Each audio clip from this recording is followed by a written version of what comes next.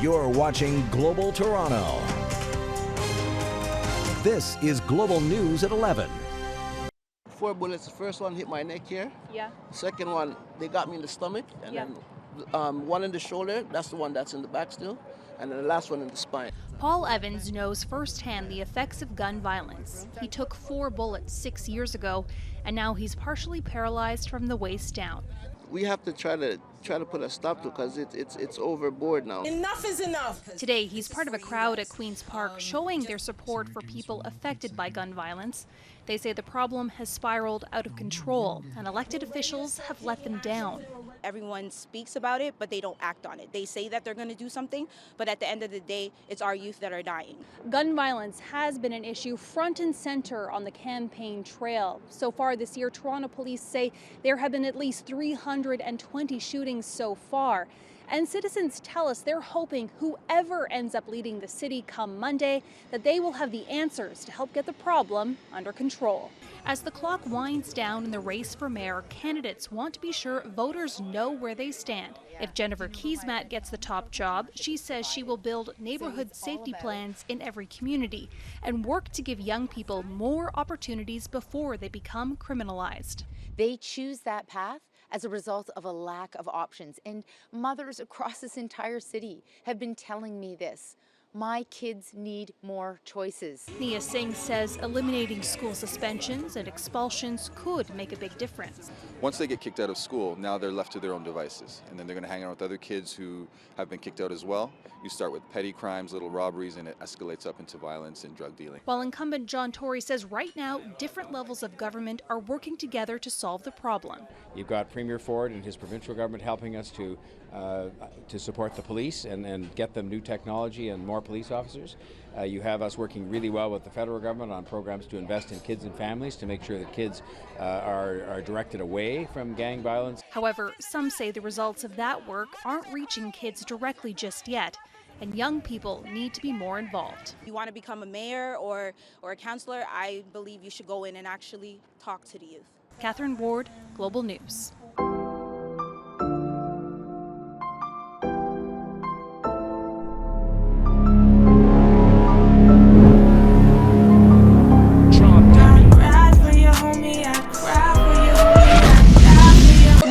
Here standing together, uniting, coming together as one and making this move to stop the violence. Enough is enough. We're tired of it. So let's take the chance and let's start marching. And this is the first beginning of us making a move and making a stand for everybody to realize how serious we are as youth.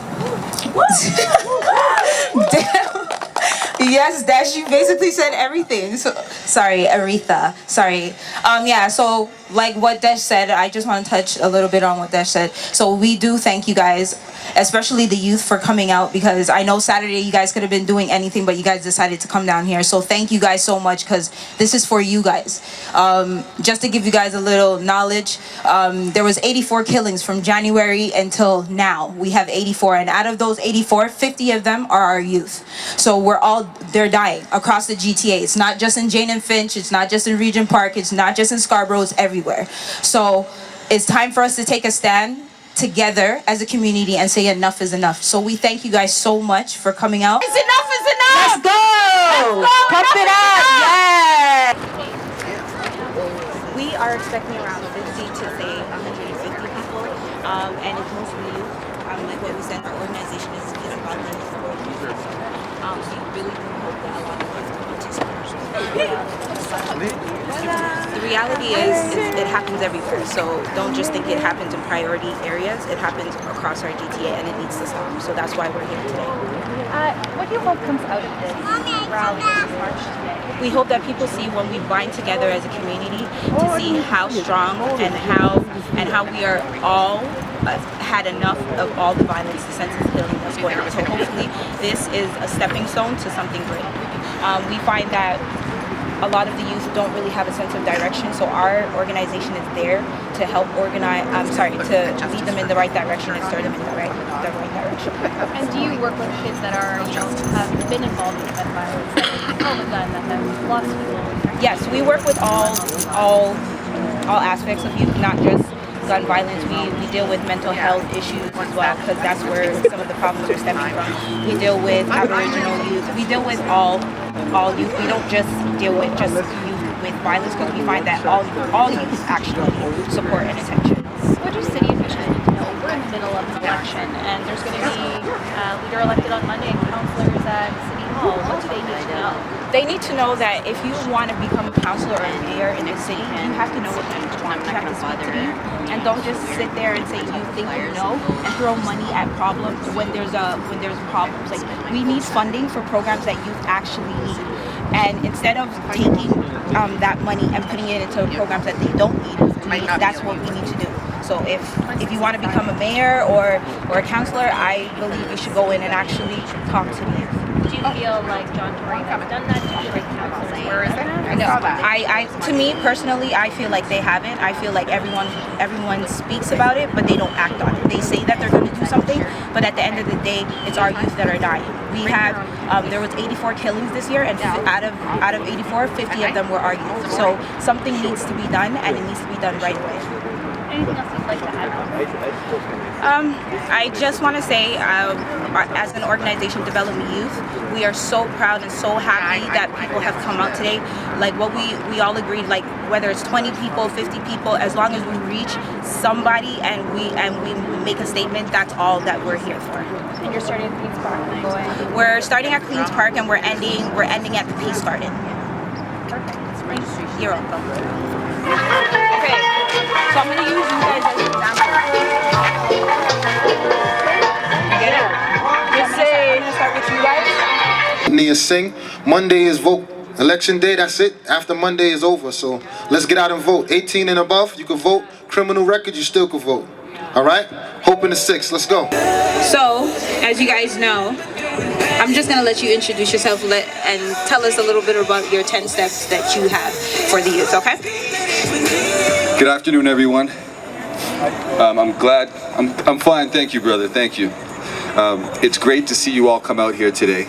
The organizers did a wonderful job of putting this together, especially when everybody has busy lives and they don't want to take the time out. But we know that this is our priority. This should be our priority. And one thing that I always recognize when we do these things is that the ones most affected are rarely here. And I see a lot of young brothers here, and there's so many more out who have been victims of gun violence, who have perpetrated gun violence, who are immediately at a threat to gun violence. And we need them to be involved in movements like this because this is their future. It's our future together, but if we don't get the ones who are actually affected the most to be here, then there's something wrong.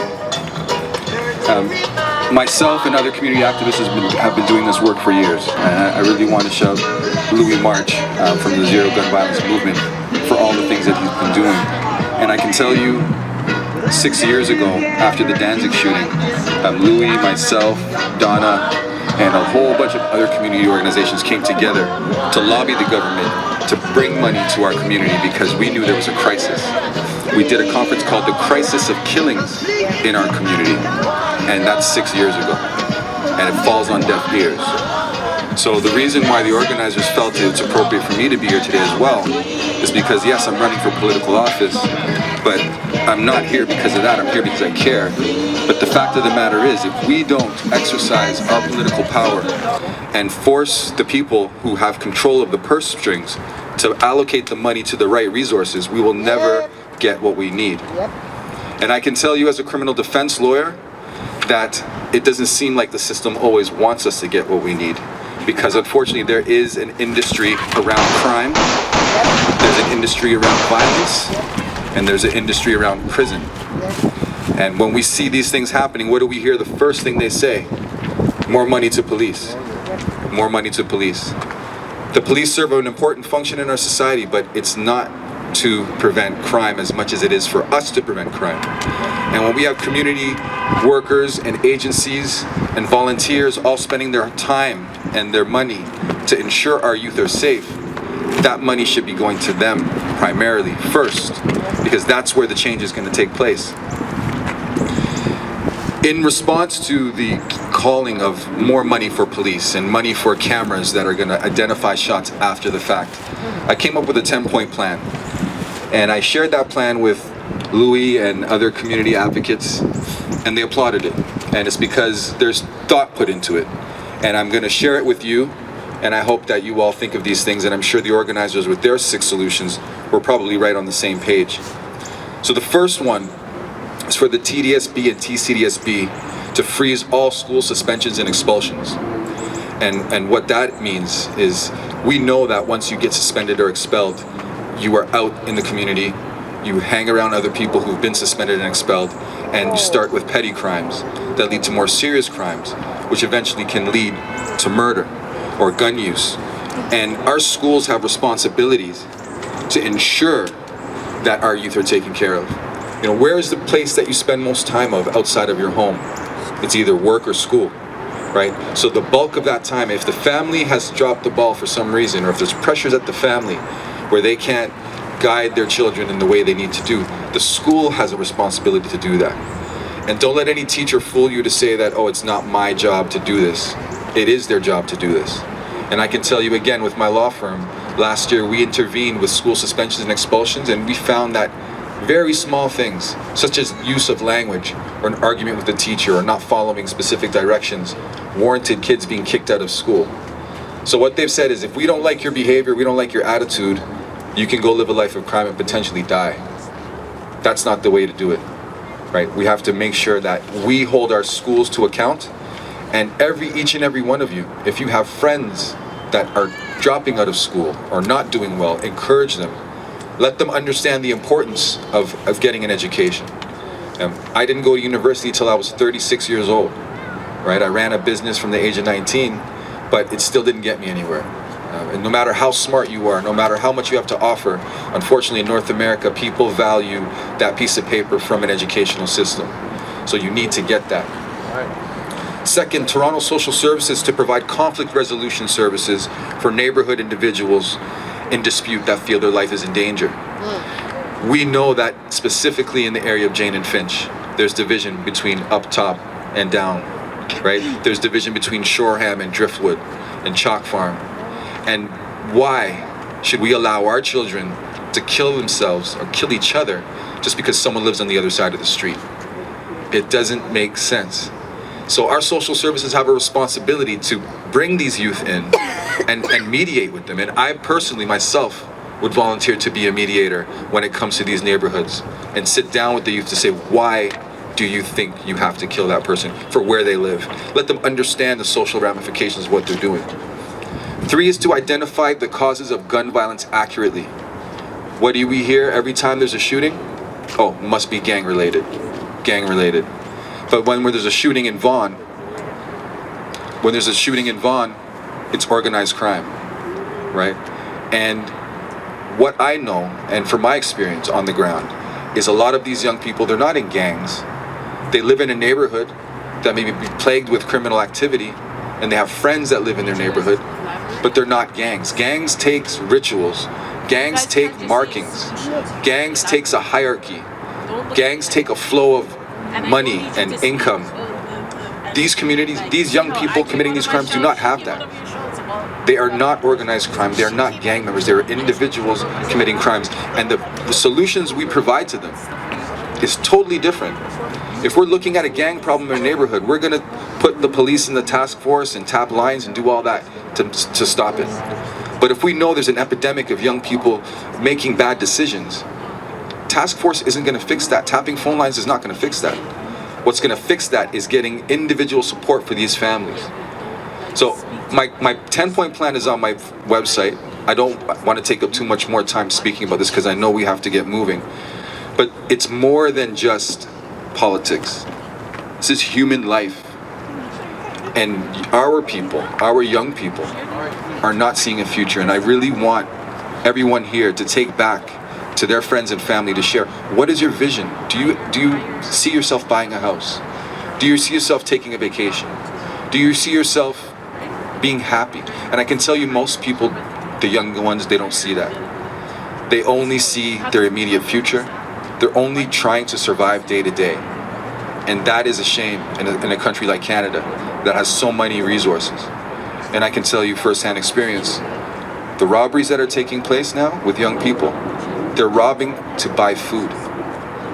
And I know it sounds strange, and we see that on this TV, but I'm telling you as a lawyer, I see cases where credit cards are being taken and the first place they're going is to buy food at a fast food store, right? Not because they're enjoying spending the money, it's a good time. People are committing robberies because they're poor. So this gun violence and this violence is related directly to poverty. And if we don't understand that, or if we don't make our politicians understand that, we're going to keep fighting this fight, and it's going to be a revolving door. So the message is to all the young people, from me to you, is value your intelligence, value your mind, because when the bling, when the chains, the ice, the Jordans, all that is stripped away from you, all you have is what's in here. And if you haven't built up your mind to be strong and to be resilient and to interact with people, you're going to be lost. The money is going to come and go. So just follow your heart and do the right thing. And thank you. Knia Singh. Thank you so much. Thank you so much. So now we're going to have two beautiful young ladies, Onisha and Grayson. From DevelopMe Youth, we came up with our own 6 solutions for you guys as well. Hi guys, thank you for coming out here and supporting our cause. It's a really good cause, thank you. So the first resolution that we have from our program is to perform mental health checks when people register, when people go and buy firearms. Performing mental health checks is essential because you don't know like the mental history behind someone buying it, you don't know their intentions, so just making sure that's clear. The second one is more strict rules pertaining gun control and more harsher consequences when they break the rules for it. And the third one is higher availability for jobs for people who choose not to go to secondary, who choose not to go to post-secondary school,